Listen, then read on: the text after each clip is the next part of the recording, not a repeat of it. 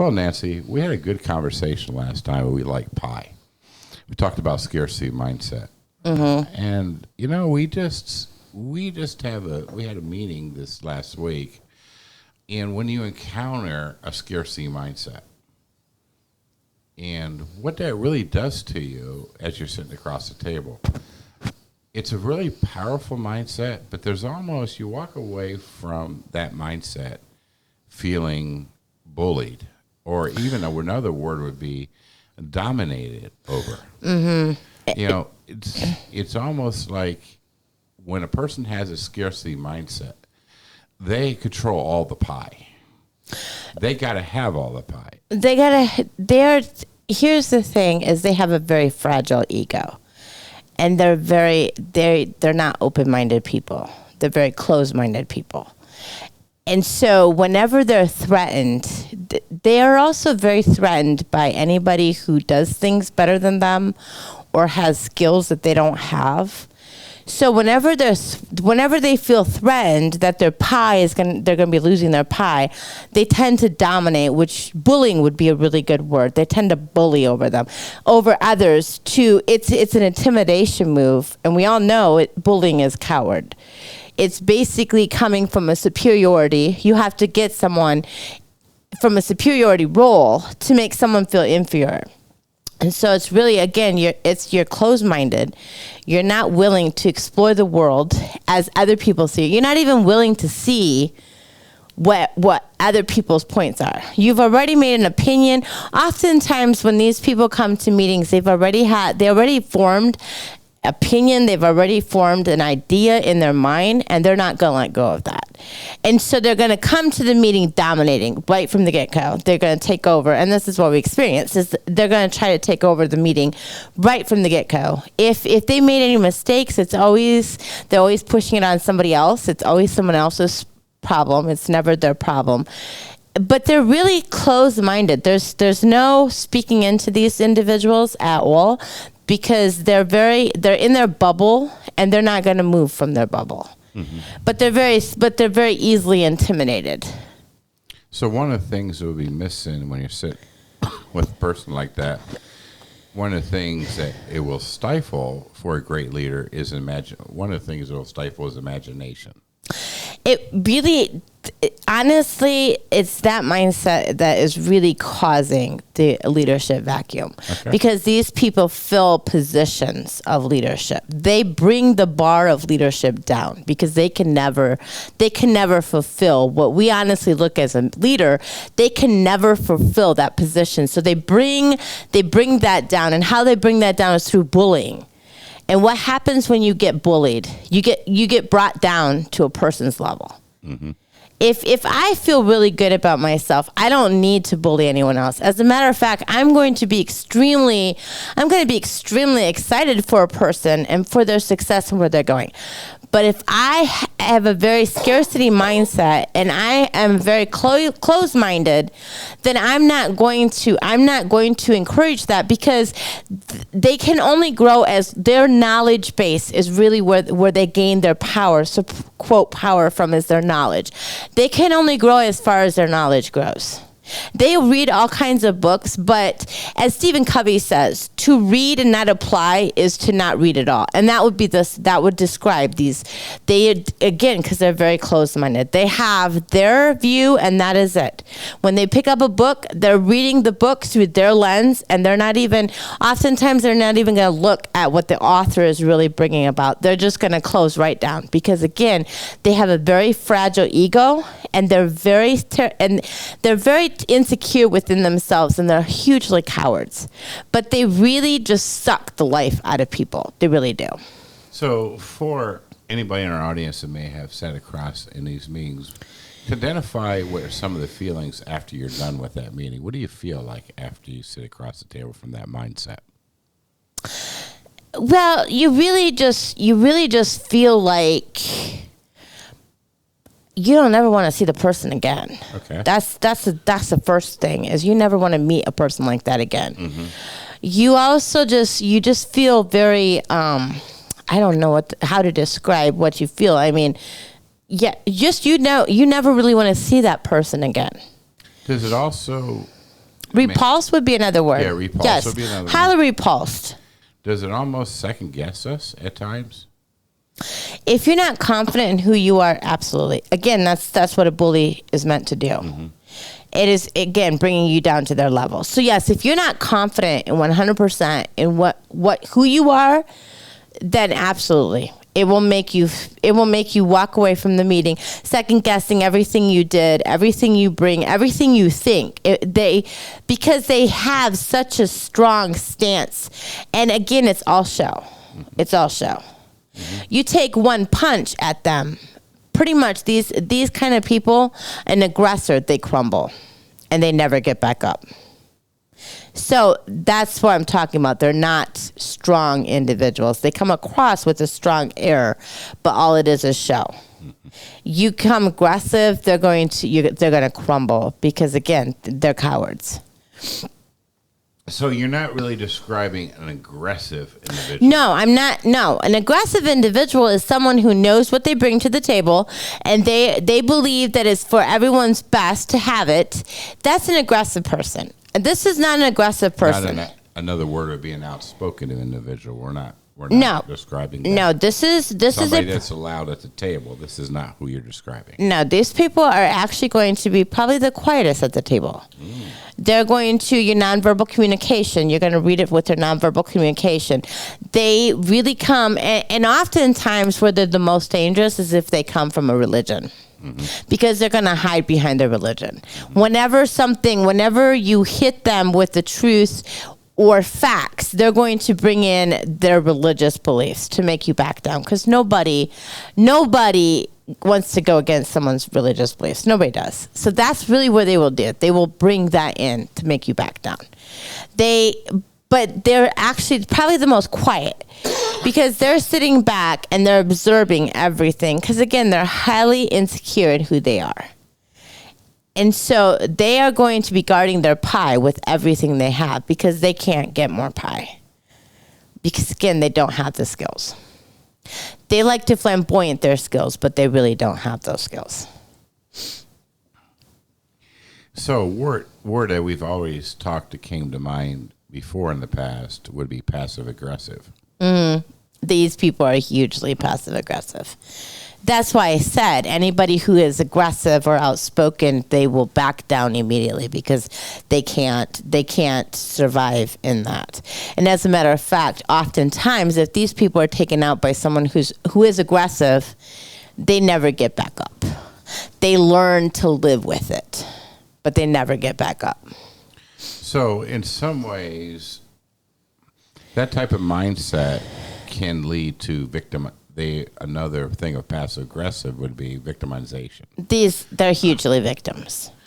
They're not going to be some of them are going to be very obvious victims, but you'll see the victim to them when it comes to it's always someone else's problem. They're never at fault. They never did anything wrong. It's always someone else is being mean to them. You'll always see that come through in either their whole demeanor or how they handle themselves or even how they talk about. So also, what type of leaders do these people champion? And what I mean by is, align with? They probably went in line with, the president that is like a Ronald Reagan in the past. These people don't align with any leader, to be quite honest. They do, again, because they believe that only them are capable of being leaders. And because they don't got the goods, they can't actually lead. So these people won't align with any leaders. They only align with themselves. And they will basically, again, when you have a leader making decisions they're looking through their little small mind, through their little small lens. They are judging people who are in leadership roles, who are making hard, difficult decisions. Mm-hmm. They judge them tremendously by saying that they're all about themselves. And so they're tremendously projecting their own stuff onto everyone else. So they're really not for any leaders. So yeah, they would project their small mindset on the people or whoever they come Very much so. With. So in order to align with it in a mindset like this, you would have to be them. Well, yeah, you have to get rid of a couple. Yeah. you would have to get rid of a couple of things as a leader. First, your imagination, your big picture thinking. You have to back down to a small picture, a more of an existentialist type of view of life. You know, we just got to accept the way it is. You know, we're not going to change anything. Doing something great and holiday afternoon that we talk a lot about, that's definitely not going to be in that meeting. Oh, they would want to do that, but they pride themselves in their humility also. They, That's right. they're very just woe is me, I'm just a small speck, that kind of thing. So they really do pride themselves in their humility. But they want that. They do. They want that. But again, they don't have the capacity of that. So in order to align with them, you have to become them. You have to, if you're a leader who looks big picture, you're gonna lose that. You're gonna lose that big picture. You're gonna look only at a small sec. That's it. If you're a leader who has imagination, exactly, you're going to lose that. You're going to lose your curiosity because again, they look at it from very closed-minded. They've figured out the world. They're very closed-minded, and they're not going to move in that. There's no curiosity to learn to know other people. So you really have to pretty much, that's what they do. What they will also do is if you're a true authentic leader and these people are either underneath you, they're supposed to be your followers, or they're over you where they're actually in a leadership position. And again, these are not true leaders. They're in the position only for the position. And they are the ones that bring the position expectations down so that they can match it. Because again, they don't bring much to the table. What happens is they're going to bring you down. Everything you make, they're going to bring all the negativity out. And really what they're going to be bringing in is they're going to rally others around. Well, when you're making this decision, you're hurting Susie over here. You really have to help Susie. And again, they believe in helping and empowerment are just words. No, helping and empowerment are two different things. Helping is I'm in the equation. Empowerment is I'm not in the equation. They're all about helping because again, they do not remove themselves from the equation. So every decision you make, they're always going to second guess. They're always going to bring out all the negativity and how you're hurting this person, how you're hurting this person. They will rally Susie to make Susie know that, yes, you're being this mean person. You're this bad person. They're really the bad people. When reality is they are scared. It's really what it comes down to. Well, let's talk a little bit more. I like where you were going on empowerment versus helping. Mm-hmm. One of the things when I'm thinking about helping can almost create a dependency. It does. Which keeps, and that it also goes to the thing I was thinking about. What keeps these leaders in position? And how did it get there? But let's back up a little bit because I want to keep that out there.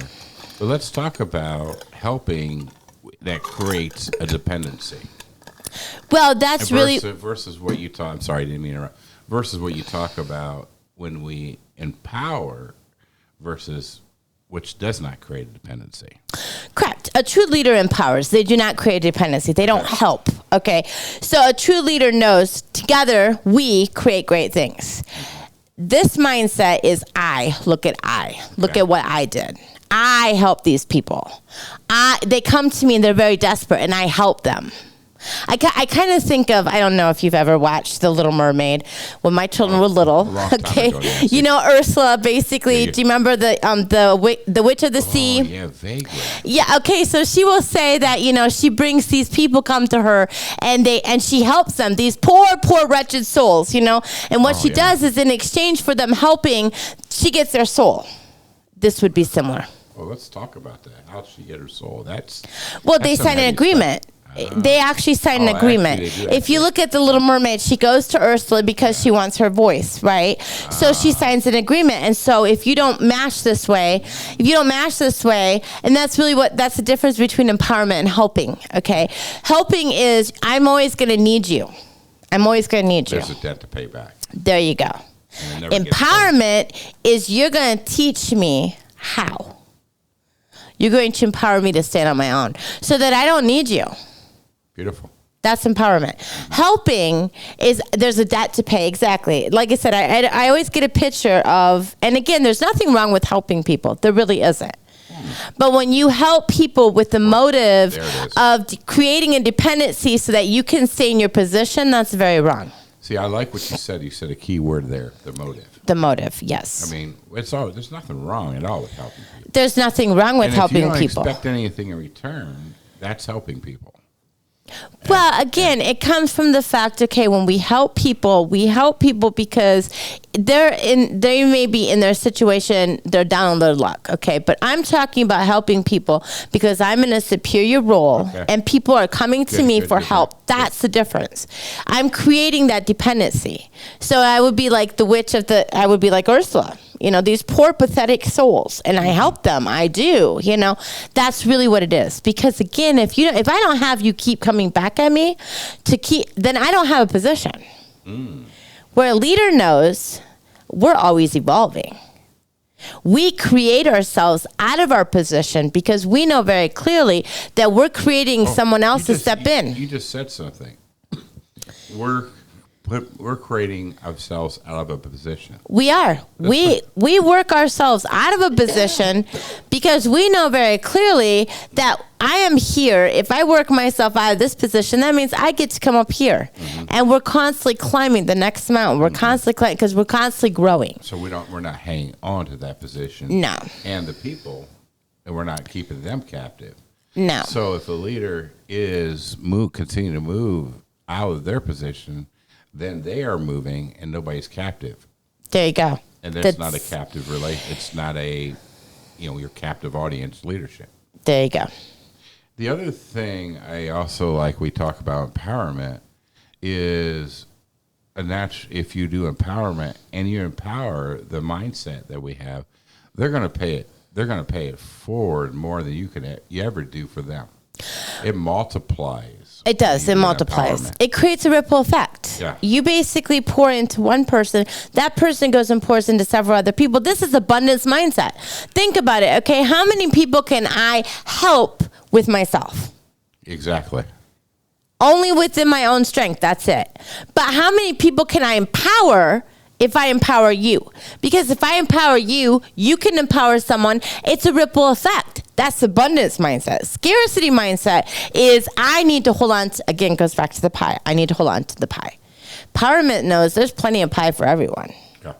So you're going to pour into this person. It is about reaching a hand up. That's what it is. I'm here. I'm going to reach down and give someone a hand up to empower them, which they're going to do the same thing and the same thing. And we create an abundance where the scarcity mindset, it's all about me. But guess what? You can only go as far as you can go. And in this great big world, that's not very far. So let's say one person in the audience is under this type of leadership. How do you break out of it? What do you do? How do you face it? Because again, James, I'm going to turn this over to you because you were under this leadership.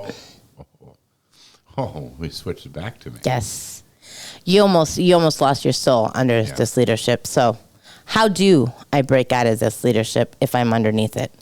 Oh, I wasn't planning on it coming back to me. Yeah, I know. Isn't that great? Well, yeah, I think I've shared a lot in our podcast, but it really comes, the word has been really coming live to me in the last few weeks is humility, first of all. And coming to a place, one of the things, I cost myself 6 months in not coming out because there was a part of me that I figured I can fight this leadership or I can fight this mindset. I got this. So what really comes to me get out of this is I don't got this, because our tendency is when we're under that type of oppression or whatever we want to call it, let's call it dominance. It's dominance. Yeah, let's use the word dominance. It's for a man, I want to fight that dominance. I'm going to take them out. And with the normal tools, they don't come at you head on. They don't. And so, because I grew up, in dominant situations, and we go head on, and at the end of the day, you both fight. And at the end of the day, you say, good head. And that wouldn't be dominance. That's called aggression. Yeah. You don't hold any grudges. And, the strong one wins, In this one, what was really blindsided to me is you can't do that because at the end of the day, you become labeled as an ogre or whatever you want to call it, the dominant one. So, again, I'm going to go back to humility. I had to realize in order to get out of this type of leadership, I can't do this. I can't take them out. I can't go aggressive. I have to come to a humility. And what was that humility? Who am I? First of all, a realistic picture of who I am and who God created me. And I submit only to one God on this earth. But I had to really come to a really honest self-reflection of who I am. And the little speck, and watch how I say it, because it's not demeaning myself. Right. But I'm not all that. I'm a little speck. But I'm a love speck. Exactly. I am very valued as an individual. But I don't got this. I had to come to a place that I can't get out of this on my own. I don't got this.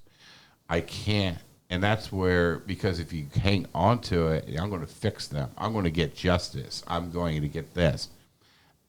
I'm going to be drinking poison and hoping they get justice. Hoping they die, but you're actually dying. So it comes down to, again, for me, the pathway is the humility.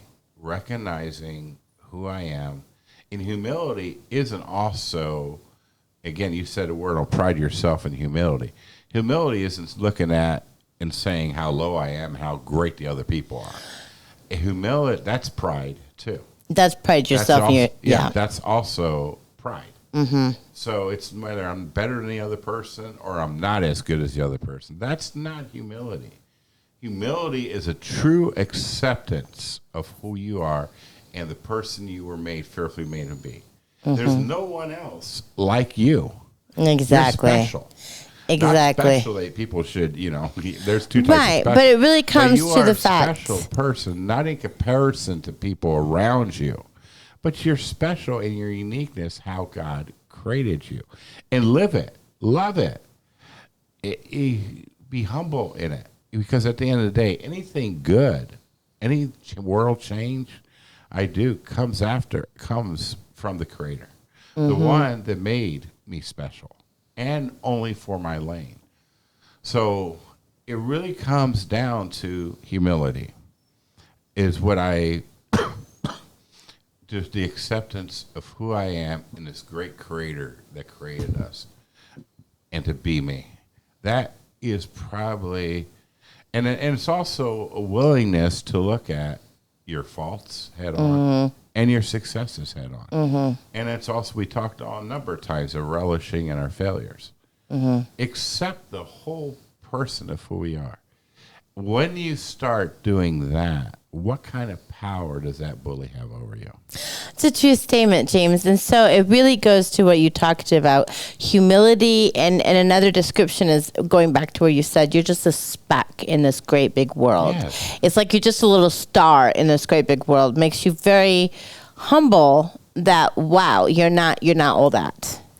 But really, then when you start accepting yourself, you start looking at your flaws. You start looking at you, not them. Oh, yeah. Them do no longer exist because it's not about them. You can't change them, but you can change yourself.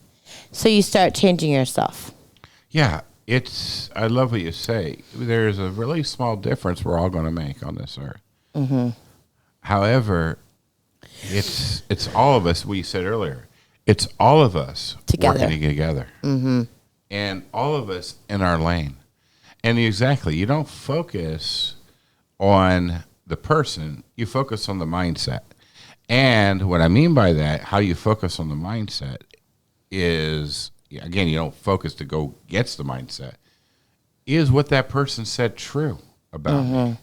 Because again, when I know who I am and the special person that God created me to be, I don't need to respond to that.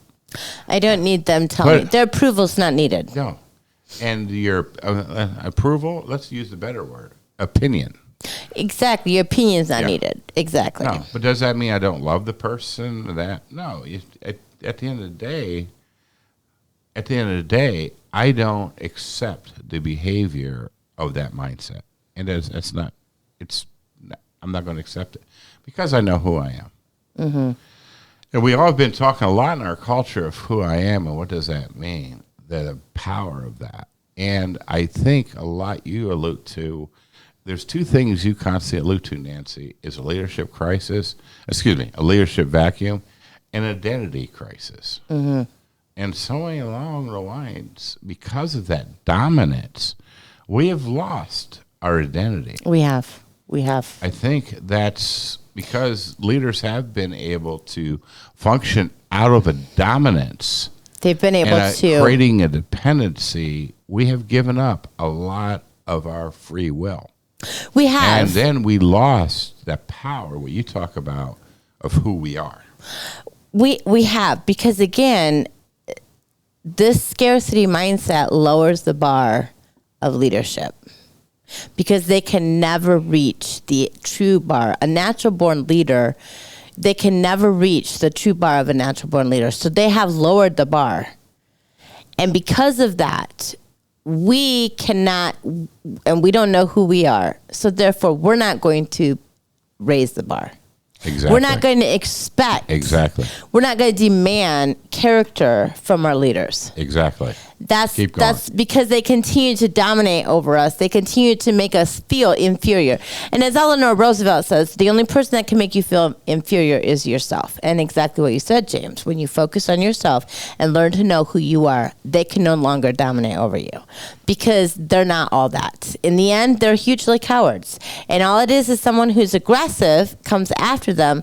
They fall, they never get back up because their ego is that fragile. I like the one word you said, and I want to challenge us as of all of us out there, is to, you said demand character. Mm-hmm. I like that. You know, if you're going to vote for a leader, demand character. Exactly. And that's not dominating. That's expecting character.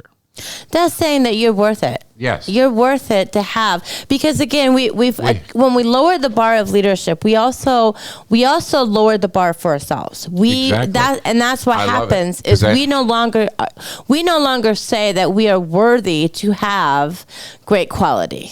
Really is what it is. We're saying we're no longer worthy to have great quality. This is what the society demands this. No, we demand this and within ourselves because we've allowed ourselves to say that I don't measure up, that I'm less than. And again, it's this dominating, it's this bullying that makes this happen. Where we're going to start saying, no, we actually demand character. Because when you have a leader that's over you also represents you in all areas. Yes. And so is that who, when you look at your leaders, is that who you are? Mm-hmm. Because our leadership reflects us. And I think it starts, when you ask me the question, humility, we start with demanding character out of ourselves. We do. We finally say no to substandard. Mm-hmm. No to shady white lies, light truths, shady truths. Or, we do things for the greater good or the bigger picture. We sacrifice the few for the many. Let's start with ourselves. And Exactly. we start demanding character. All the way to one day I borrowed a pen and I realized I drove, a mile away. I went back and get that pen back. Let's start demanding. And I'm not saying I'm righteous or anything. Right. But that was one of the little things I did after being under that type of leadership. I demand a higher character for myself. Mm-hmm. And I'm going to, Abe Lincoln, of course, the old story of the penny, right? Where is that at? That's where we start demanding ourselves because Exactly. That's who we are. That's who we were created to be. Honest, integrity, not embellishing, emotionally manipulating. I got a whole list, but I'll let you go. Right. Well, we were created to live in a prosperous life. And what I'm talking about prosperous is being fully you with your gift set unleashed. That's why I'm talking about prosperous. We were created to be that. When we settle for less than that, when we actually say that, when we allow our character to be stifled would be the word, and we settle for that and say, well, that's just how society is. Every time we do that, Beautiful. we give a piece of ourselves away. Every Yes, time we we do. do that. And every time you do that, you are continuing to leave a gift that you have unwrapped. And you can't blame your leaders around you because it starts with us. It starts with us, yes. The other type of mindset will blame the leaders. They will. But that mindset doesn't take personal responsibility. It's They don't. victimization. They don't. What we're saying is it starts with us. It does. It starts with where we demand an integrity and we start living it. Mm-hmm. And then now that we make choices who we're going to follow and who we're going to vote for and whatever that else is. And we call out, without a shadow of doubt, selfish arrogance in leadership. And we call it out. Why? Because that's who we don't want it for ourselves, and we don't want it for people around us. Well, that's true, because again, our leaders reflect who we are. So if we're selfish, then by all means allow our leaders to be selfish. But if we're not selfish, then we need to demand that our leaders not be selfish. That's right. Again, we always said when we were in business, we're not going to have anybody do anything else that we want to do ourselves, and that works both ways. It does. It does. Any other great wisdom on the pie today? No, I like pie. Yeah, we like I know, pie. and I like abundance pie. We like abundance pie. I do, And yes. we don't want a dependency. But there's plenty of pie for everyone. There's, again, when you look at the factor where you talked about James being humble, when you look at you just being a small speck, and again, this is just, it's not brought to basically demean you, exactly. No. But think about, you're the small fish in this great big ocean, but this small fish that has a purpose that purpose. only you can Yes. fulfill. Amen. And again, which causes if you are this small fish, you can go to another small fish and you can tell another small fish. And again, it's the ripple effect. And so it goes back to the pie. I like pie. I like my options of pie. Why do I want to take one pie and hold on to it for dear life when I can actually share it and have more of abundance pie? And on that, we encourage our audience to email us, James, at orangeroseservices.com. And if you want to know more about the path of humility, we're definitely more to share that. It's an exciting path. Mm-hmm. And if it sparked your attention on the path of humility, give us a call, email us, drop us a line. We'd love to continue to expound on what that path of humility looks like and how we can say no to the leadership vacuum. Exactly.